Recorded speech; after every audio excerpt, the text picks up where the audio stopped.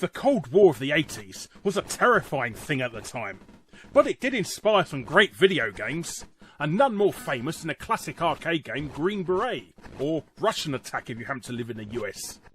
Well, whatever you called it in your neck of the woods, the game was about the adventures of a lone soldier whose mission was to take down an entire Soviet missile base using only a penknife.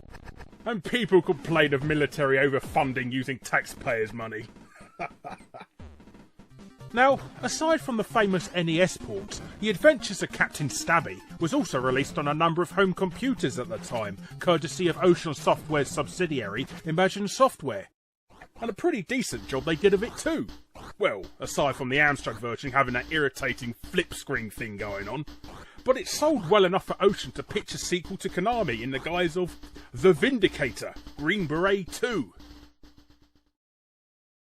Now what makes this pitch sequel weird is rather than stick to the tried and tested left to right arcade affair, rupturing as many spleens as possible on your way, Ocean went for the let's make it incredibly stupid instead approach, where instead of fighting the Ruskies, you wander around a giant maze killing the xenomorphs from Alien, so you can steal their security passes to access an elevator.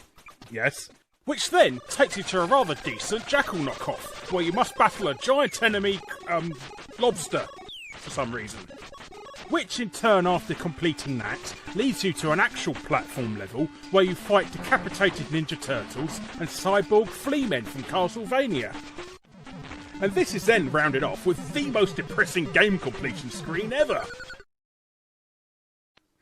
Nice.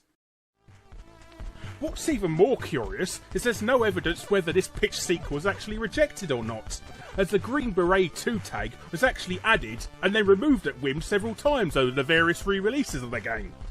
Well, aside from your Sinclair magazine, who seemed to think it was funny to call the game Green Beret 2. Hilarious.